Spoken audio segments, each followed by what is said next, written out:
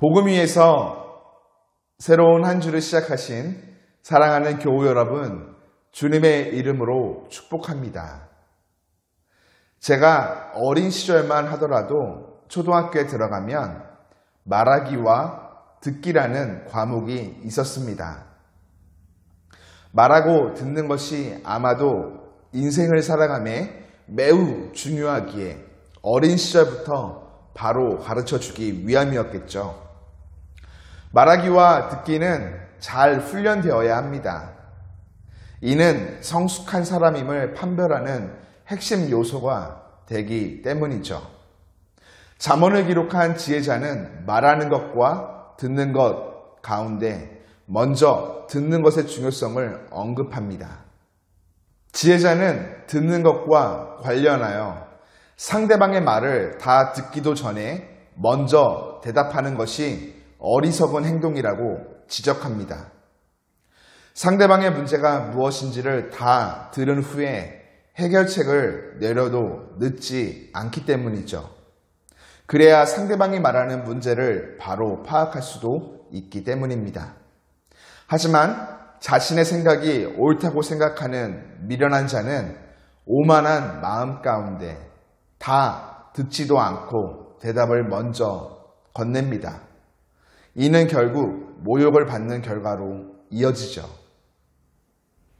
이런 미련한 인생이 되지 않기 위해서는 상대방의 말에 주의를 기울여 들어야 합니다.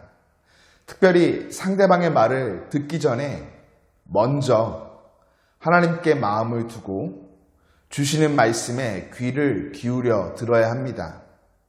그래야 비로소 하나님께 지혜를 얻어 상대방의 말을 다 듣고 난 후 바른 해결책을 제시할 수 있기 때문이죠. 듣는 것이 잘 훈련되었다면 말하는 것도 잘 훈련되어야 합니다. 우리의 입은 사람을 죽이기도 하고 살리기도 하기 때문이죠. 하나님의 자녀된 우리의 입에서 사람을 죽이는 말이 아닌 사람을 살리는 말을 하기 위해서는 먼저 하나님을 깊이 알아야 합니다. 사람을 살리는 생명이 바로 우리 하나님께로부터 나오기 때문이죠.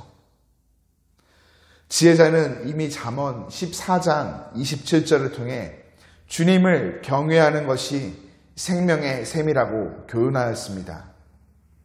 주님을 경외함으로 주님을 아는 사람에게는 생명의 셈이 있습니다. 생명의 셈이 있는 사람의 말에는 생명의 열매들이 맺혀져 사람을 살리고 함께 모인 공동체를 살리게 됩니다.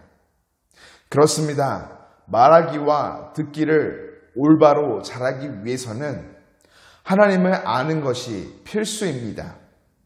상대방의 말을 끝까지 듣고 상대방에게 바른 말을 전하기에 앞서 우리는 하나님과의 인격적인 관계를 통해 말씀 속에서 지혜를 얻어 바른 해결책을 제시하고 하나님을 경외하는 자들에게 주시는 생명의 셈을 통해 생명의 열매를 전하여 상대방을 살리는 하나님의 자녀가 되어야 할 것입니다. 그리고 빼먹으면 안 되는 한 가지, 어떤 지위를 막론하고 상대방을 하나님의 형상으로 인정하며 하나님께 대하듯 듣고 말하는 것이죠. 이를 기억함으로 오늘도 저와 여러분 모두가 많은 만남들 속에서 선한 영향력을 흘려보내는 축복의 사람 되기를 주님의 이름으로 축복합니다.